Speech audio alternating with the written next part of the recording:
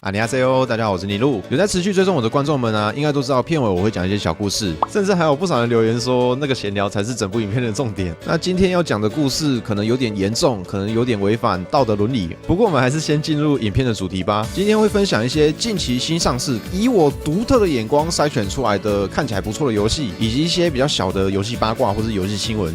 第一款是 Samurai Maiden 武士少女，将在12月8号推出，价格为1611台币，哇，真的是有点贵。这款的主体呢，其实是美少女游戏啦，就是在讲剑道少女穿越到日本战国时代，并跟其他萌妹子贴贴的故事。战斗的部分除了主角以外，还会有3个美眉协同作战，你可以操控她们释放道具、招式，甚至还有辅助技能。她们没有血条，所以可能是不会死掉，但是只要你不指挥她，她就会站在旁边逛网看你打。其实试完的当下是有点恼火的。游戏的特色点还算蛮多的，像是各角色会有自己独特的属性，有雷电啊、寒冰等等。能量条累积满了就可以释放，主线到达一定的程度以后，还会解锁口评术啊，这个东西是在战斗中可以使用的。技能动画就是2个妹子啾啾，那里面还有爆衣系统，所以以这个价格来说，不知道会不会有完全大破的补丁啊？这个可能就还要再等官方的讯息。比较令人惊艳是历史上那些有名的人物啊，基本上都有娘化的处理，只是人设上跟传统的人物设定落差蛮大的。再来说说它的缺点，它有一些要重复挑战的农庄要素，那这个东西又跟线性关卡绑在一起，闯关的过程中你只要失败太多次，那个关卡你就要从头打过。那比较可怕的点是，这个失败次数是不会显示在画面上面的，所以你只要遇到设计的比较长的关卡，碰到这种情况，你就会马上心累。还有一个比较大的问题是，战斗上的动作模组前后摇有点长，所以不是那么丝滑。另外一个是你的伙伴会不会断招，有时候会气到想要骂人。总体下来呢，妹子很香，剧情不错，动画也很好看，价钱跟游戏性的部分就自己拿捏一下。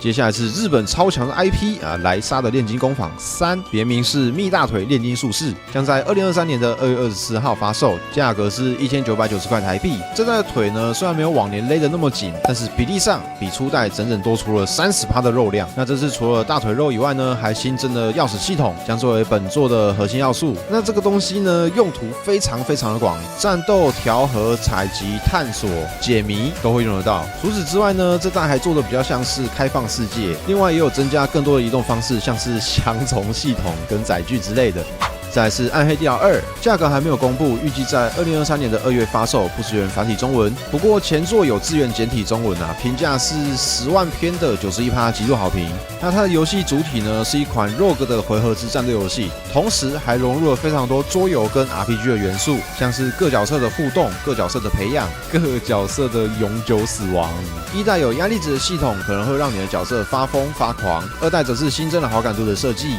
你的队伍里可能每个角色之间都有好友或者是劲敌的关系，人物的属性也会随着这层的关系有所增减。那主线故事呢，1代有着上百个小时的游戏体验，2代就缩短了许多，主要分为5个章节，每个章节5到6小时会结束。玩家将随着4名角色与一辆马车穿行于敌人的领地之间展开冒险。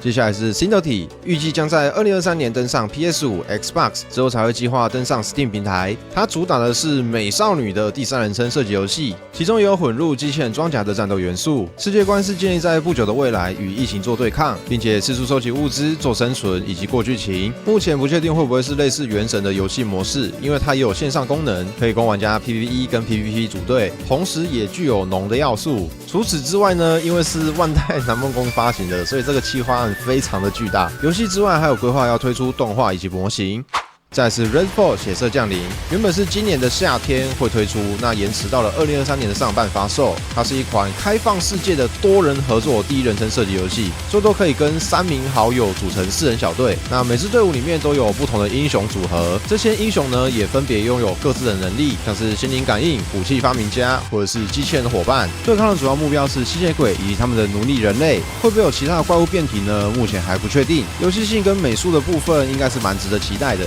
装备、技能数都是可以调整升级，队友之间也有很多技能的 combo 可以做搭配。再来是国产游戏《挚爱》，怎么听起来有点像色色游戏？发售时间没有公布，但是猜测应该是2023年。它是一款第一人称单机恐怖生存游戏。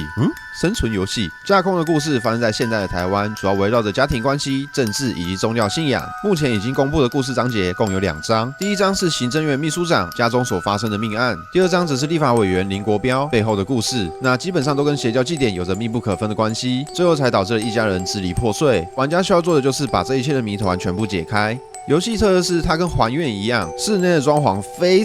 常的有台湾味。另外一个点就是红衣女鬼的身材非常的好。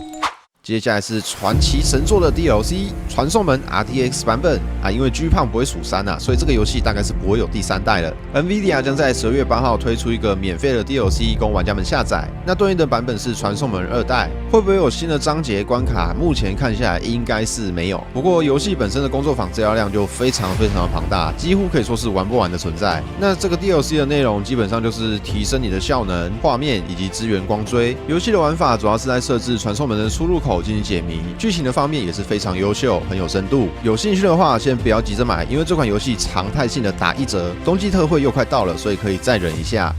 那还没发售的已经讲完了，来聊聊近期发售，看起来还不错的游戏。第一款是11月30号发售599台币的 The Night Witch 骑士巫女，它是一款类银河恶魔城的2D 横向卷轴冒险游戏。它的设定其实很跳脱框架，不知道你们有没有发现，其实中古世纪那种巫女啊，基本上身上都不会有金属类别的东西，除了法杖上面或是比较小的首饰，佩戴的目的是为了跟你的魔法产生共鸣。那这种大范围的金属铠甲会让他们体系的法术变得极其的不稳定，所以这款游戏的设定才让我眼睛为之一亮。那它的玩法变化蛮多的，有高达30种以上的卡片可以做配合，这些卡牌配置呢，可以让你的节奏忽快忽慢，从高速的射击到破坏力强大的蓄力魔法攻击都是有的。故事的主轴就是要玩家去拯救一个被邪恶哥雷姆军团包围的地下都市，画面、音乐、爽感也都不错。目前的负评主要来自于游戏崩溃，价格上599台币也是蛮贵的，所以可以等它修复 bug 或是打折的时候再进行购入。再来是 The Callisto Protocol 木卫四协议，又名卡利斯托协议。这款在12月2号的时候上市，目前的评价是大量负评。那它身为绝密异次元的精神续作，到底发生了什么事呢？首先，剧情、画面、代入感、打击感这些都非常 OK， 没有什么问题。缺点没有很多，但是造成的游戏体验极差。第一个是节奏问题，我真的从来没有看过有一个游戏是打了4个小时打不到第一只 BOSS 的。前期花了极大量的时间在收集零散的装备，像是电击棍、电击刀、电击棒，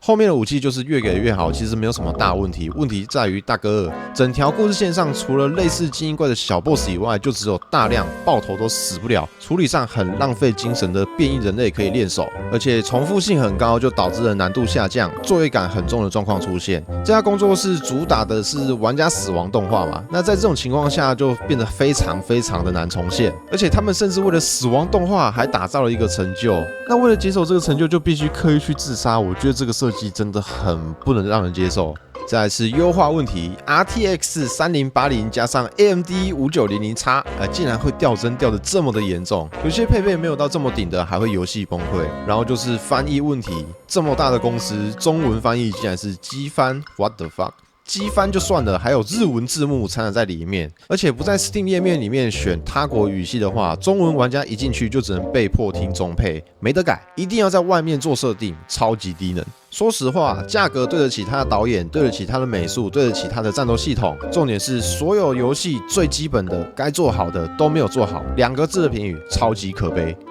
再来本来要介绍一下同舟共济的，因为它的美术跟发行商都非常打中我的点。结果看了一下评语，就是它是一款 roguelike 的游戏，单人模式基本上超级无聊，那双人模式就比较有体验一点。玩法就是在船上一直对抗怪物，之后可以升级你的船只，或是升级你角色的体质。那问题点就是这些怪物的重复性很高，然后关卡很少。所以我找了另外一款比较慢热的好玩游戏《猫与众生》。继浪猫之后，越来越多的猫咪作品上市。那《猫与众生》算是一款点击冒险的小说游戏，故事主要发生在主人去世后的3天，你将围绕在他的妻子、好友、子子孙孙，透过偷听、打闹的方式来了解过去发生的事情。那每一位家族成员彼此之间都有一点心结，我们也可以透过一点行动来帮他们化解这些问题。游戏的前期可能会有一点点无聊啦，随着剧情的推进，你将会对各个角色有更多的了解，也会因此对游戏的沉浸感逐渐加加强，售价是328台币。如果想等打折的话，可以先加入愿望清单，等冬季特惠的时候看有没有更低的价格可以购入。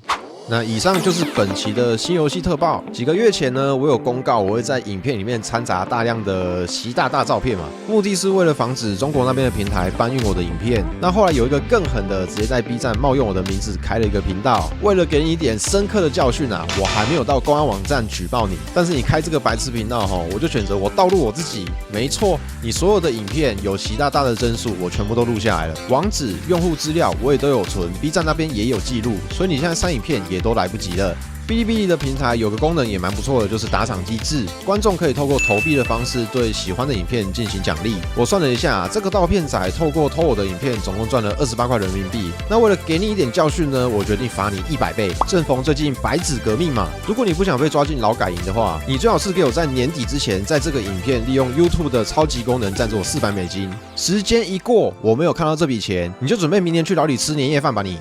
好了，以上就是本期的全部内容。今年的年终奖金看来是多了一笔呀。我是尼禄，感谢各位的收看，我们下次再见，拜拜。